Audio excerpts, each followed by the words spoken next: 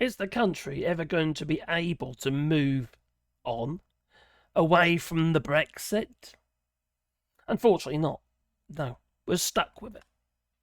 Now, a new Brexit Inspection Charge that came into play, I think, 30th April this year. I think the first payments were paid in June. It's a brilliant way to throw money away, literally. Saves the businesses. Now, the thing is, you see, there ain't no making Brexit work.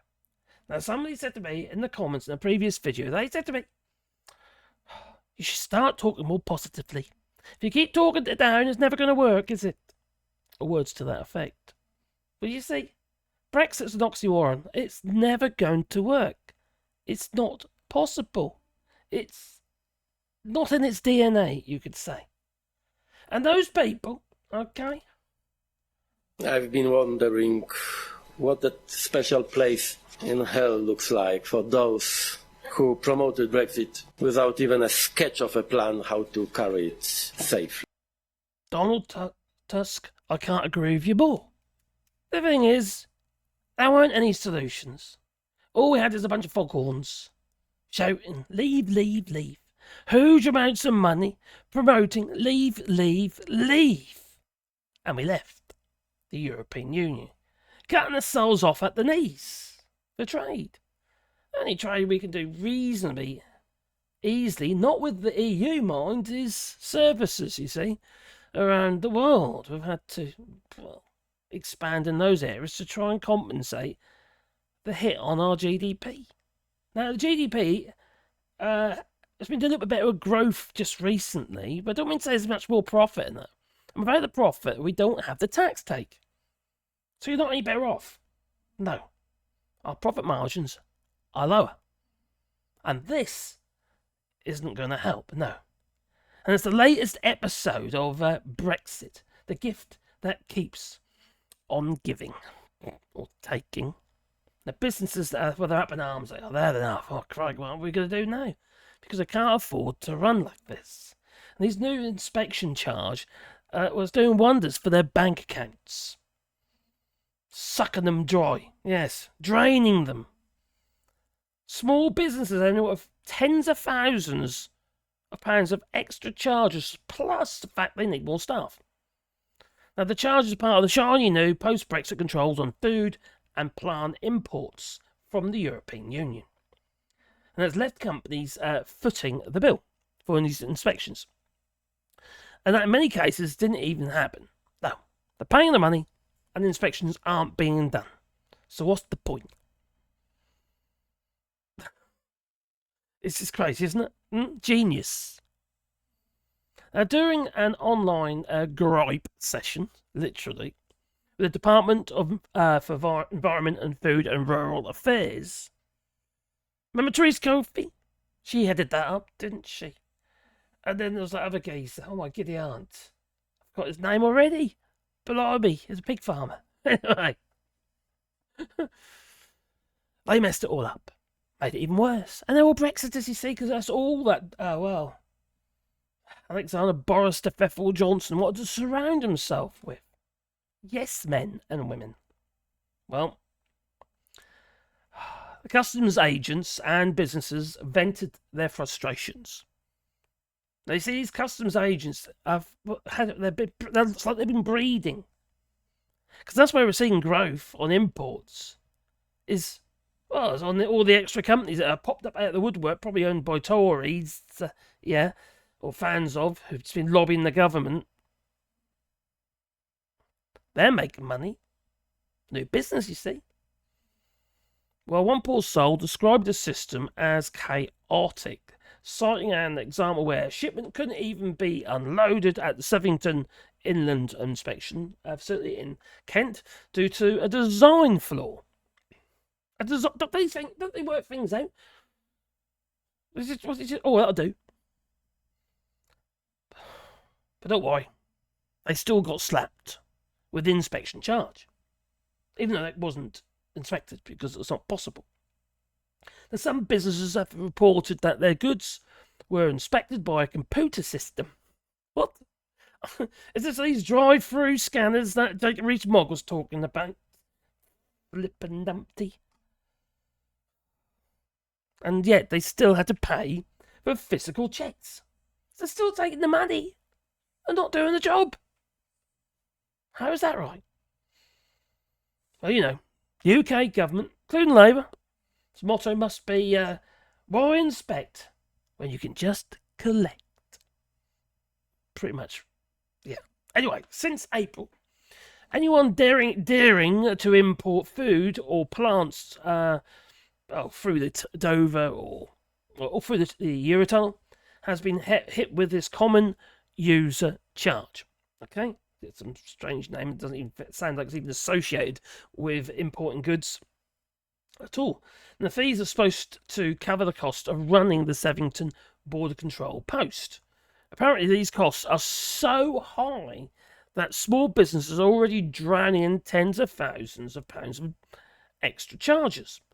The trade groups are warning that these brilliant new charges could lead to higher food prices and tighter margins for importers, which means they'll go under. They won't be able to operate under that kind of pressure.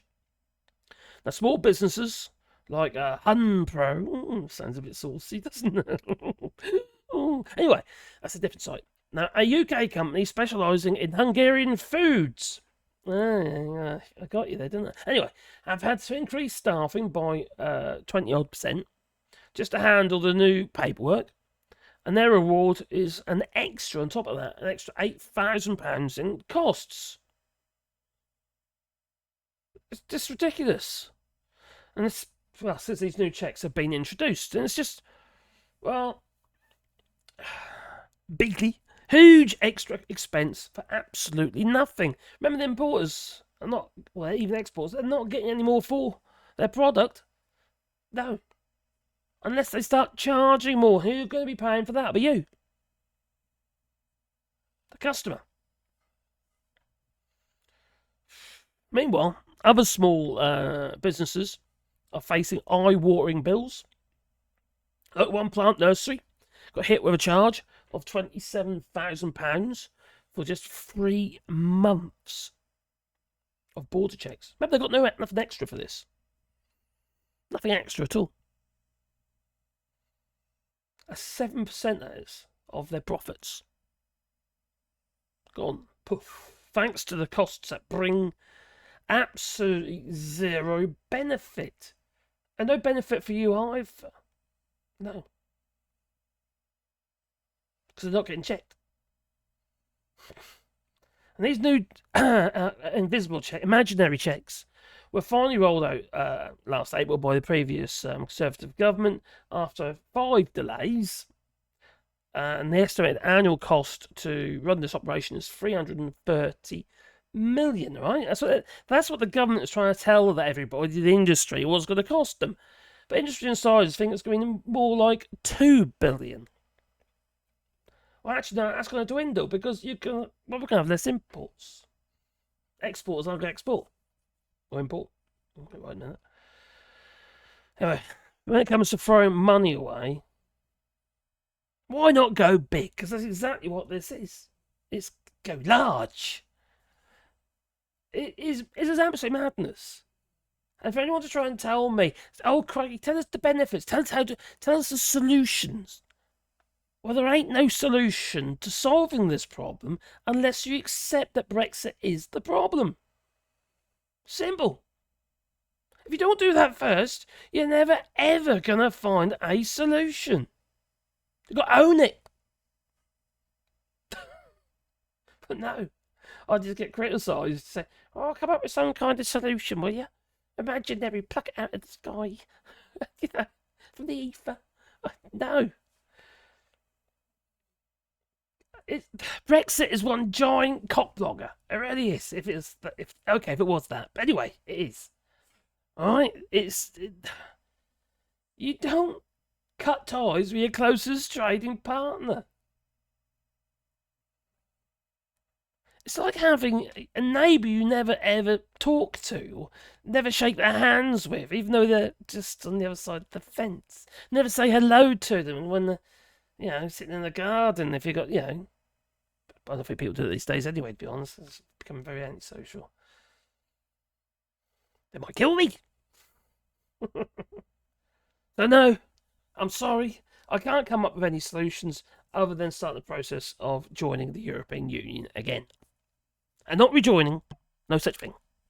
Joining again. And even if we decide that was the route we're going to take, it's going to be 8, 10 plus years. Because we will, maybe never.